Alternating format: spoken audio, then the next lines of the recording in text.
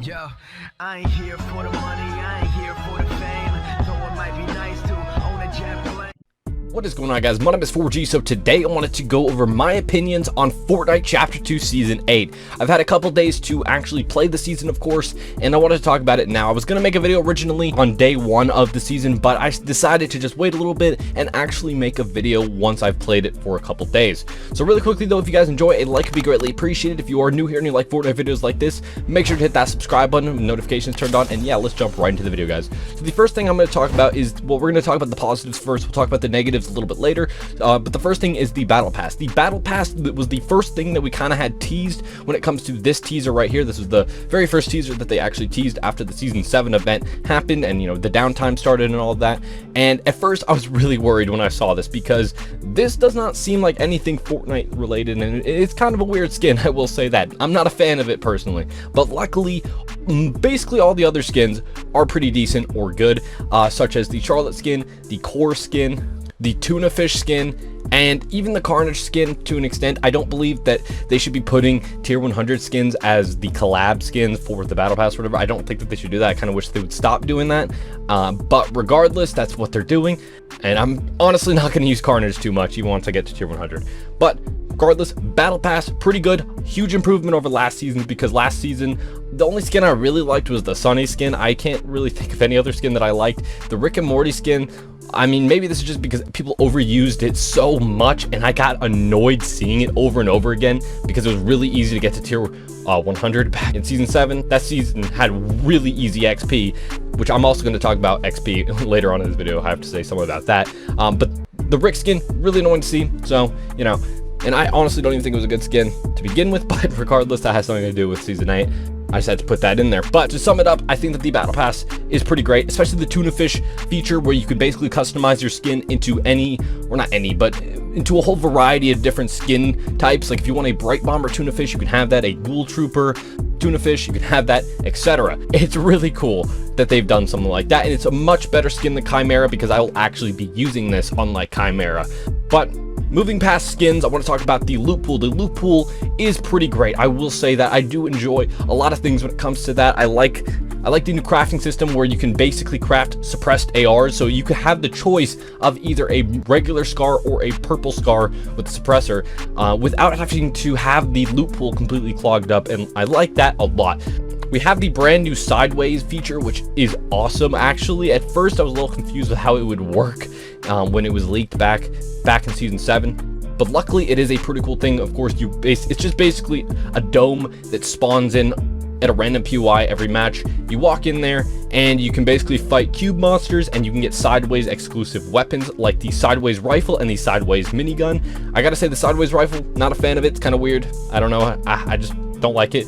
But the sideways minigun is pretty cool. It basically feels like a regular minigun. I don't know what's really different about it. So regardless though, it does look really cool. And of course, we're going to be seeing more sideways weapons throughout the season, like these sideways crossbows. Well, I think there's the sideways crossbows. They might not be though. And we're also going to be seeing this AR that we saw in the trailer. I'm surprised that wasn't in the game day 1, but regardless, we also have a brand new voting system where the community can vote on which items they want to have unvaulted, such as the Rift to Go or the Shockwave grenade launcher. Gotta say, the Rift to Go is the better option because, I mean, a lot of people are saying the Shockwave launcher because, well, it takes skill or something. Yeah, I guess, but you got to remember, this is a mythic item that is going to be unvaulted for most likely multiple different people. If only one person can get it, that's a different story, because it was like that in Season 3. But if multiple people can get this Shockwave grenade launcher, it's going to be super broken, I feel like.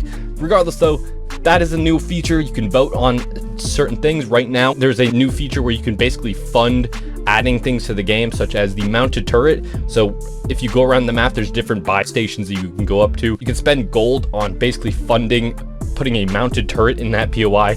Kind of weird, but still pretty cool nonetheless. And after they do that, then we'll see the voting system, which will be really awesome to see. So all around, when it comes to the good stuff, there is a lot of good for Season 8. They brought back shadow cubes, that's another thing. And of course, when it comes to map changes, they did bring back slipstreams as well, which I think are awesome, because back in Season 9, I thought, well, they were kind of annoying because people could land on you anywhere, but they're not just completely going all the way around the map, so it's a little bit more balanced. They're kind of like in the corners of the map rather than all around. So that's kind of interesting that they brought that back. Now for the bad, I really want to talk about this, is the fact that, first of all, XP, way too slow. I have to say they got to do something about the XP, because they removed the milestone punch cards. So basically things like, I don't know, destroy 500 trees, which you could get naturally over the course of a season, or you could focus on them if you really wanted to. They completely removed that. We've had that for a couple seasons, and they just got rid of it for some reason. That actually was the thing that helped me get to tier 100 within like 2 weeks last season. So that's removed, and it's just really hard to get XP for sure. The best way to get XP is to play the imposters mode, which kind of shouldn't be the main way to get it, because the main game is Fortnite Battle Royale, so that should be how you get XP.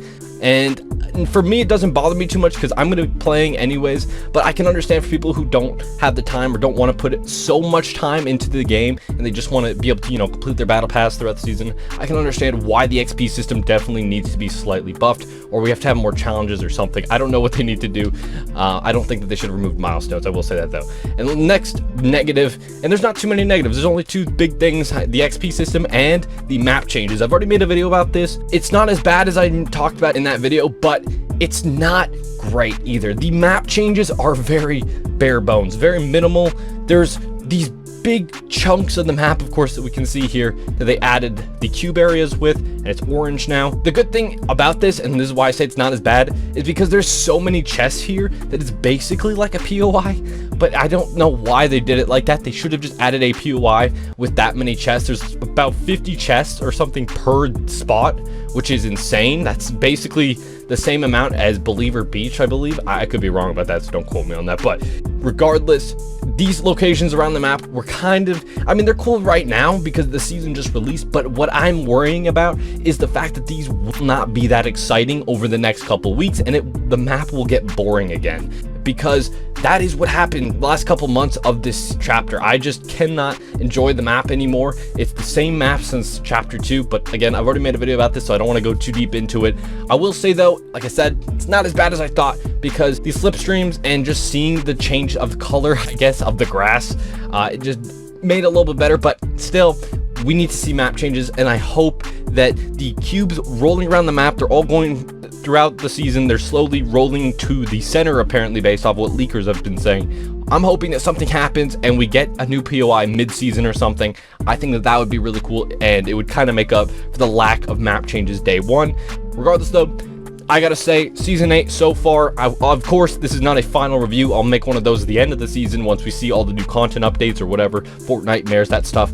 But right now, I have to say, it has been a pretty good season so far, and I'm enjoying it. We'll see how that'll play out throughout the next months, because of course my opinion could change. But yeah, that's gonna wrap up this video. Let me know what you guys think about the brand new season of Fortnite in the comment section down below, and if you guys enjoyed this video, a like would be greatly appreciated. If you are new here and you like Fortnite videos like this, make sure to hit that subscribe button. And lastly, if you guys like to support me, make sure to use code YouTube with 14 in the Fortnite item shop. I do get a small portion of that sale if you do use my code. Thank you guys so much for watching. Have a great day.